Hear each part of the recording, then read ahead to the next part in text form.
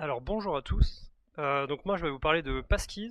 Et donc on va rentrer un peu dans les détails de ce qui se passe quand vous vous connectez avec une passkey sur un site internet et quand vous apposez votre empreinte digitale.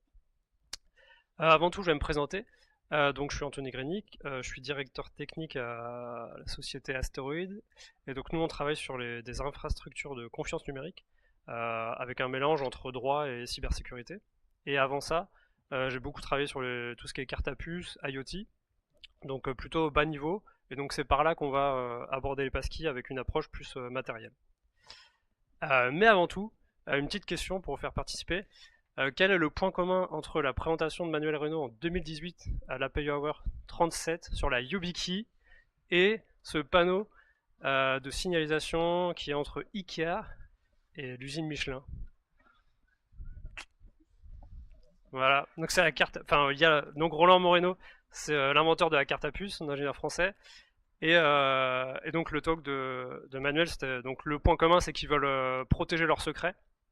Euh, et donc le talk sur la YubiKey, donc ça nous explique comment signer des commits Git, comment chiffrer des fichiers ou de dossiers, s'authentifier avec sa clé YubiKey, et comment aussi stocker des certificats de confiance. Donc pour parler un peu histoire de l'authentification. Donc en premier lieu, la première forme d'authentification, ça a été en 1960 avec les mots de passe. Donc il y avait des machines, des ordinateurs partagés au labo, et donc il y avait des dossiers pour chaque projet de travail, mais il fallait pas que les autres accèdent aux dossiers des autres chercheurs, et donc ils ont mis en place le système de mots de passe. Donc ça a été fait au MIT. Euh, mais des fois, il y en a qui arrivaient à quand même piquer les mots de passe des autres parce qu'ils étaient sur la même machine. Donc bref, on voyait que c'était pas très bien. Donc en 74, donc justement, Roland Moreno invente la carte à puce et elle est déployée à grande échelle en 84 via le réseau carte bancaire, carte bleue. Donc c'est toujours ce qu'on a aujourd'hui, à la fois les mots de passe et les cartes bleues. Il y a eu quelques petites mises à jour mineures, mais globalement, c'est toujours ça. Côté authentification, gros point, le standard PKCS 11 en 1999, donc des RSA Labs. Donc pour les plus anciens, c'était les petits aussi liés aux petits boîtiers qui changeaient de numéro de temps en temps. Donc c'est eux qui sont l'auteur de ce standard qui permet de dialoguer avec du matériel cryptographique, donc tout ce qui est carte à puce, ou donc ça pousse pour de l'utilisateur individuel, et après tout ce qui est serveur, donc HSM, où là ça va faire beaucoup d'opérations de validation de signature. Donc par exemple pour les paiements bancaires, ils ont ça pour valider que les opérations ont bien été autorisées. Et donc là c'est ce qui est déployé, donc toujours aujourd'hui, on a des certificats X509 dans nos cartes à puce, on signe, on s'authentifie, ça marche bien, c'est super. Mais il y a des gens qui sont pas d'accord.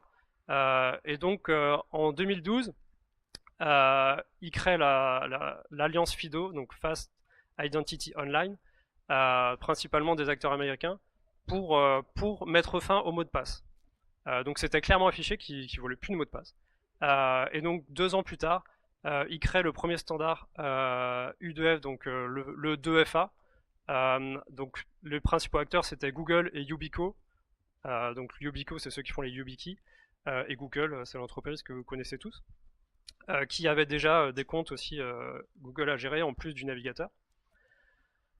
Et là où ça prend une dimension, on passe à la vitesse supérieure, c'est en 2018 avec le projet FIDO 2, qui se base du coup sur les travaux précédents, où là l'idée c'est d'associer un standard donc web, donc du W3C, avec un standard du coup de l'alliance FIDO, Client to Authenticator Protocol, qui va permettre de dialoguer avec la carte à puce qu'on va connecter en USB. Donc là c'est Yubico qui globalement fournit la carte à puce et dialogue en USB ou en NFC, et Google qui, comme il a Chrome, bon bah s'il pousse un standard, globalement il y a de grandes chances qu'il soit accepté, quoi. Euh, donc c'est cette forme-là, donc ils forment une coalition pour pousser ce standard, pour justement mettre fin au mot de passe.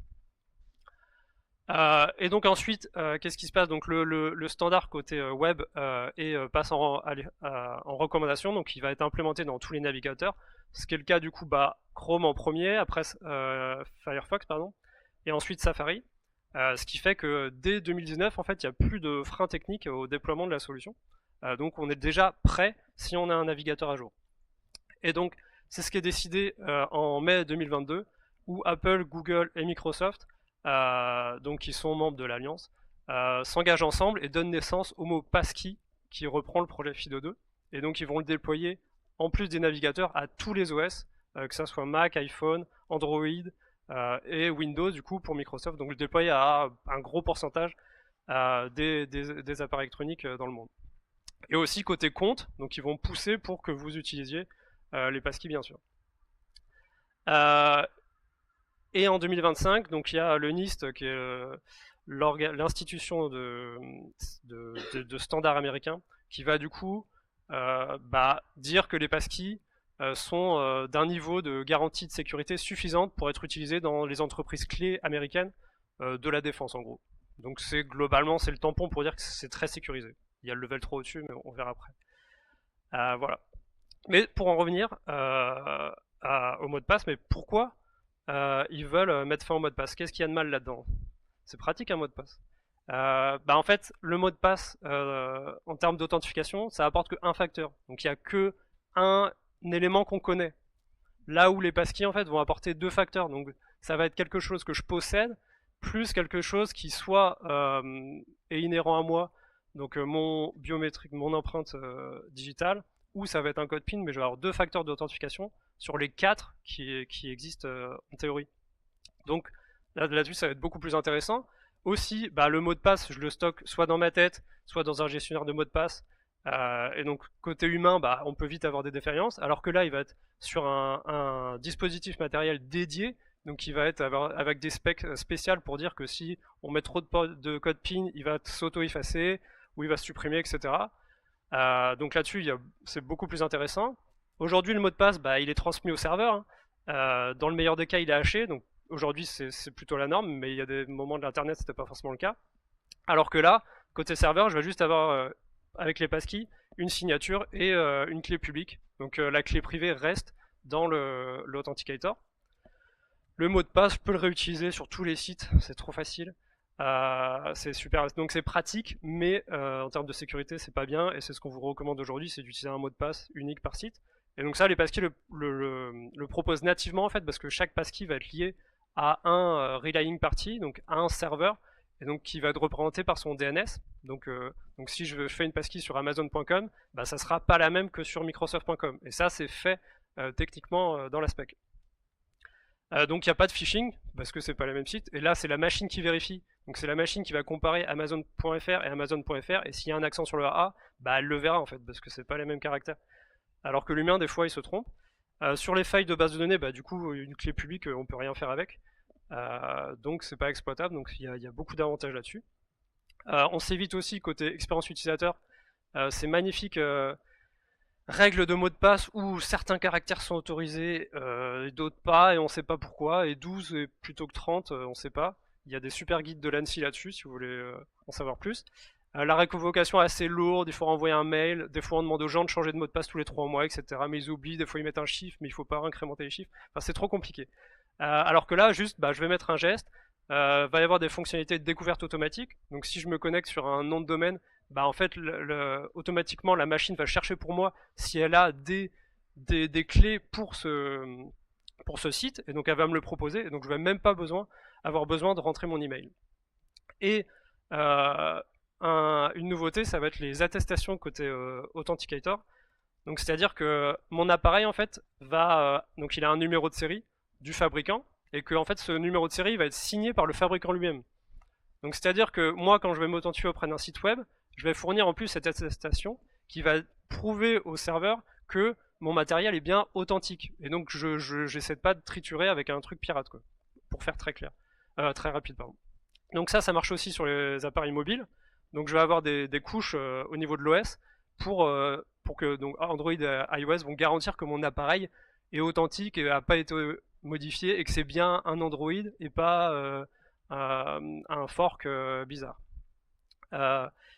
Donc ça, il y a une signature avec un certificat X509 qui est du coup envoyé au serveur, et le serveur va pouvoir le vérifier par un service qui est fourni par la FIDO Alliance, qui est le Metadata Service, où eux du coup ils ont toute la base de données de toutes les clés que eux ils ont certifiées ou qui ont été émises par le fabricant. Donc ça va me permettre de vérifier la provenance, mais aussi de mettre des filtres. Si je veux accepter dans mon entreprise que les clés qui ont de la biométrie ou qui vérifient la provenance du utilisateur, je vais pouvoir le faire. Si j'ai pas envie d'utiliser le BLE, le Bluetooth, bah, je vais l'enlever, etc., etc., quoi. Et donc je peux aussi révoquer du matériel s'il y a une faille un jour sur certains matériels. Donc ça, c'est tout géré automatiquement. Vous allez me dire, c'est super Anthony, mais du coup, ma clé, si je la perds, qu'est-ce qui se passe, quoi? Donc ça évolue aussi et ils y ont pensé. Donc il y a deux types de clés qui se sont distingués.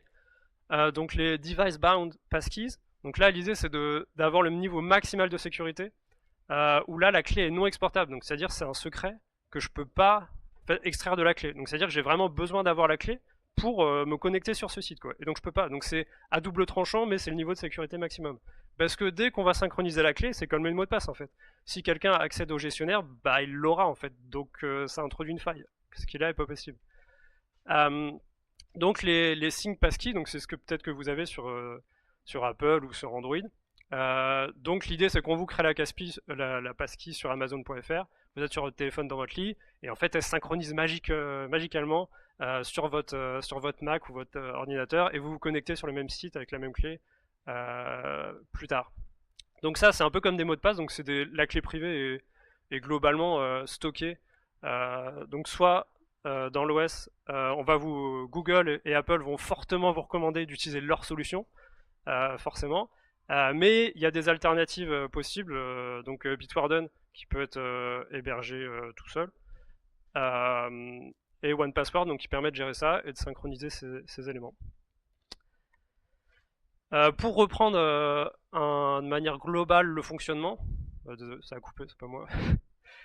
Donc en gros ce qu'on voit c'est que c'est les deux protocoles qui sont vraiment les clés de voûte de cette authentification. Donc de l'utilisateur qui va venir prouver sa présence et donc le matériel va bien dire quand je mets mon empreinte, il va dire oui j'ai bien lu une empreinte, oui c'est bien la bonne.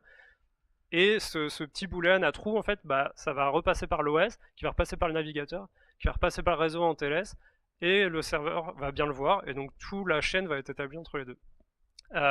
Et donc ça, indépendamment du navigateur que j'utilise, de l'OS que j'utilise, de la clé de sécurité que j'utilise, etc. Et donc ça, c'est quand même très fort.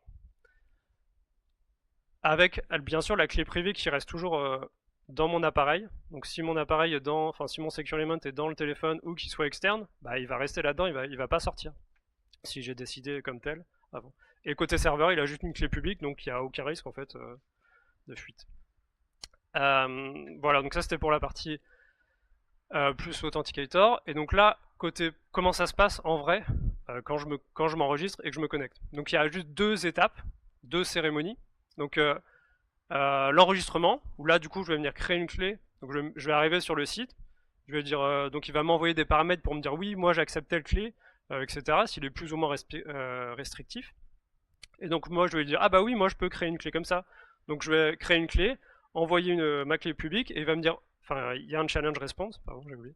Donc il m'envoie un challenge, je lui dis oui je peux créer la clé publique, oh tiens je te signe ton challenge, tiens ma clé publique et la signature, vérifie. Il me dit ah oui ok c'est bon. Et donc là le compte est créé. Et pour la connexion du coup je reviens plus tard, donc je dis je veux me connecter, il m'envoie un challenge en me disant signe ça, je le signe avec ma clé privée et hop c'est bon.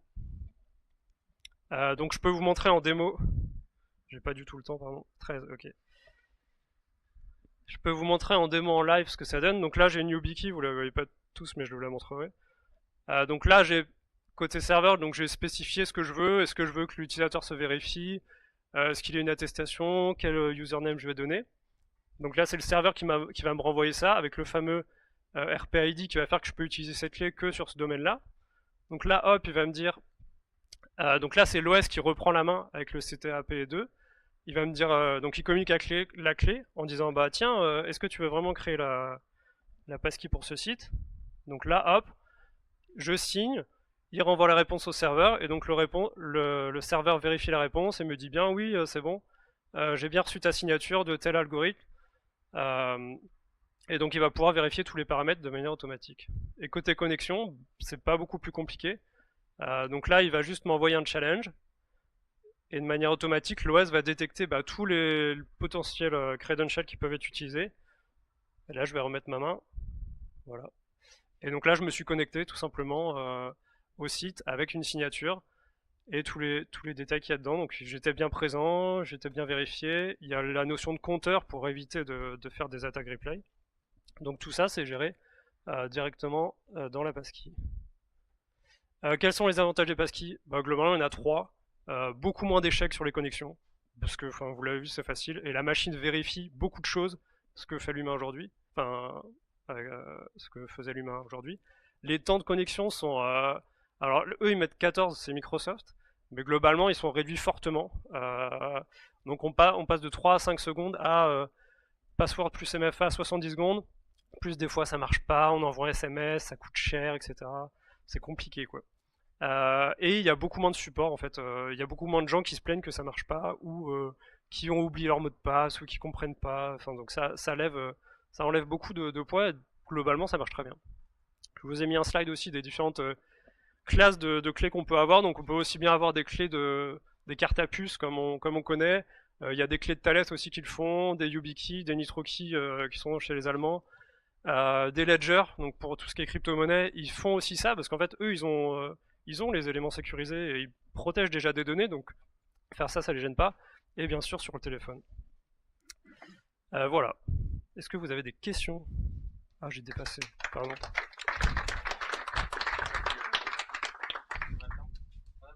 Ah, j'ai dépassé, désolé. Ah oui, j'avais préparé des questions aussi. Est-ce que quelqu'un a une question la plus importante? Non, je sais pas, non, c'est j'en ai, mais t'as fait un truc. Ah ouais. T'as fait les avantages, t'as pas fait les inconvénients, typiquement. Les inconvénients. Il y en a pas. Là, du fait de devoir acheter une clé. Ouais, c'est ça. Bah, alors, un inconvénient aujourd'hui, c'est ça.